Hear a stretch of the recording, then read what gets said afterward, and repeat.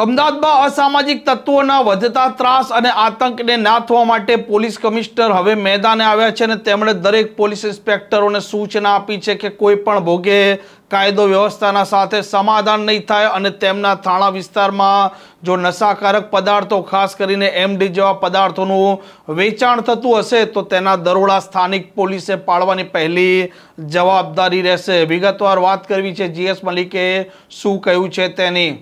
વૈષ્ણવજન તો તેને કહીએ જે પીડ પરાઈ જાનાને રે।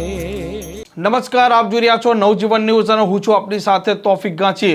અમદાવાદમાં જે પ્રકારે કાયદો વ્યવસ્થાના ધજાગરા ઉડ્યા, અસામાજિક તત્વો જાહેરમાં હથિયારો સાથે નીકળ્યા અને આ પોલીસે તેમની ઇજ્જત ધૂળધાણી થયા બાદ ન માત્ર અમદાવાદ પરંતુ ગુજરાતની પોલીસને ગાંધીનગરથી આદેશ આવે છે અને ત્યાર પછી દરેક થાણા વિસ્તારમાં કહેવામાં આવે છે કે તેમના વિસ્તારમાં રહેલા અસામાજિક તત્વો ગુંડાઓની યાદી તૈયાર કરો અને તેમના વિરુદ્ધમાં કાયદાકીય પગલાં ભરવાની શરૂઆત કરો અને જે કોઈ ગેરકાયદે ધંધા અને નશાકારક પદાર્થોનું વેચાણ કરી રહ્યા છે તેમના વિરુદ્ધમાં ગુના દાખલ કરી તેમને પણ જેલ ભેગા કરો।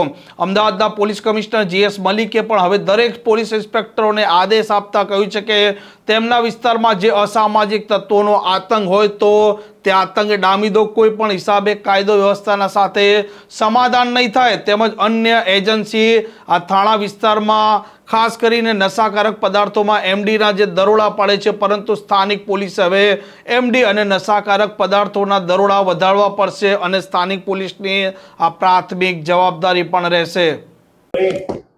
ક્રાઇમ કોન્ફરન્સનું આયોજન કરવામાં આવ્યું, શું કહેશો? સમુદ્ર દ્વારા મહત્વના આ વખતે આજે આપણે અમદાવાદ શહેરમાં છેલ્લા 6 મહિનાના જે ગુનાઓ છે એની સમીક્ષા કરવામાં આવી અને એક ઓર મુદ્દા જે અગત્યના લીધા છે, બાકી પણ મુદ્દાઓ છે જે સીસીટીવીના છે। તો ક્રાઇમની સ્થિતિ આમ એકંદરે જોઈએ તો કાબુ હેઠળ છે। સતત આપણે ફર્સ્ટ પાર્ટના જે ટોટલ બધા સિરિયસ ગુનાઓ જે ગણીએ જેમાં દાળ લૂંટ, ખૂન, મારામારી બધી આવે છે એ થોડું ઘટી રહ્યો છે। 23 6 મહિનામાં 6534 હતા, 24 5076 હતા અને આ વર્ષે 4853 છે, એટલે થોડું ઘટી રહ્યો છે। બીજા હેડ હેઠળ પણ એકંદરે કંટ્રોલમાં છે। પણ આપણે એક જો સૌથી અગત્યના પ્રોજેક્ટ હાથમાં લીધા હતા સીસીટીવીના, એના 2024ના મઈ મહિનામાં આપણે એક હુકમ કરેલું તમામ પીઆઈઓને, એસીપી, ડીસીપી એ લોકો પાસે જઈ સોસાયટીઓ મીટિંગ કરે, હોલ અને જેટલા પર આગેવાનો સાથે મીટિંગ કરે અને વધારે લોકો સ્વેચ્છાએ સીસીટીવી લગાડે એના માટે આપણે સૂચન કરેલું। અને એને કહેતા મને ખૂબ જ હર્ષ થાય છે કે અત્યાર સુધીમાં 22,774 કેમેરા, એટલે અમદાવાદ શહેરમાં લોકોએ મતલબ પોતાની સ્વેચ્છાથી આ લોકો લગાડ્યા છે અને એનાથી આપણે પોલીસને બહુ મદદ મળી રહી છે। પછી આ 22,774 કેમેરા પૈકી આપણે આ ચાલુ વર્ષે માર્ચ મહિનામાં બીજો પ્રોજેક્ટ સીસીટીવીનો હાથે લીધું। જે રીતે સરકાર કેમેરા લગાડીને સરકારી કેમેરા મારા કંટ્રોલમાં આવે છે એ રીતે જો લોક ભાગીદારીથી આ જે પ્રાઇવેટ કેમેરા છે એ પૈકી જે જાહેર રોડવાળા છે જે પોલીસના માટે રિલેવન્ટ હોય એની પણ ફીડ પોલીસ સ્ટેશનમાં પણ મળે અને કંટ્રોલમાં પણ મળે। એટલે મેં સરકારનો કોઈ ખર્ચ નથી, લોક ભાગીદારીથી લોકો પાસેથી થોડી એન્કરેજ કરી, જીટીપીએલ સાથે પણ આપણે સંપર્ક કર્યો એટલે એની પણ ફીડ આપણે હાલમાં પોલીસ સ્ટેશનમાં પણ આવી રહી છે અને કંટ્રોલમાં પણ આવી રહી છે। આજે 22,774 પૈકી પોલીસ સ્ટેશનમાં 3,028ની ફીડ આવી રહી છે અને કંટ્રોલમાં 2,963ની ફીડ આવી રહી છે।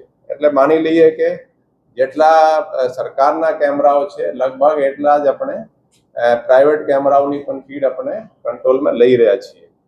આના આપણે જોયા કે આનાથી ફેર શું પડ્યો છે, તો ફેરમાં જોઈએ તો જે ગુનાઓ છે એ ચોરીના, દાળ લૂંટના, એમાં થોડું ડિટેક્શન વધ્યું છે। દાખલા તરીકે આ લૂંટના જે ગુનાઓ છે ચાલુ વર્ષે 100% કે 100% ડિટેક્ટ છે, 36 થયા હતા અને ગયા વર્ષે ડિટેક્શન 87% હતા। જ્યારે જો હાઉસ બ્રેકિંગ જે ઘરફોડ ચોરીઓ હોય છે, રાતમાં ઘરમાં ઘૂસીને કે દિવસમાં જે ચોરીઓ કરે છે, એમાં 2024 42% ડિટેક્શન હતું. આ વર્ષે 56% છે. એટલે જે શોધવાની ટકાવારી છે એ પણ વધી છે. આ ચોરીઓ જે છે એમાં લાસ્ટ યર 24માં જૂન સુધીમાં 30%નું ડિટેક્શન હતું. આ વર્ષે 37%નું છે. એટલે આ ખરેખર સીસીટીવીથી પોલીસને ક્રાઇમમાં જ નહીં, લો એન્ડ ઓર્ડરમાં પણ ખાસી મદદ મળી રહી છે. ગુનાના શોધવાની ટકાવારી પણ વધી છે. અને બાકી આ સિવાય અસામાજિક તત્વો વિરુદ્ધ જે કાર્યવાહીઓ ચાલી રહી છે, જેમાં ડિમોલિશન, એના ગેરકાયદેસર જે પ્રોપર્ટીઓના ડિમોલિશનના કામ છે એ પણ વ્યવસ્થિત ચાલી રહ્યા છે. પાસા, તડીપાર વગેરેની પણ આપણે સમીક્ષા કરવામાં આવી. જૂન 2025 સુધી 573 લોકો વિરુદ્ધ પાસાની કાર્યવાહી કરવામાં આવેલ છે. આ સિવાય એનડીપીએસના પણ એક દરેક પોલીસ સ્ટેશન દીઠ 4 માણસોનો એક ખાસ જવાબદારી સોંપી છે. પોલીસ સ્ટેશનમાં એક પીઆઈ, એક પીએસઆઈ અથવા એએસઆઈ રહેશે, એક હેડ કોન્સ્ટેબલ અને 2 કોન્સ્ટેબલ.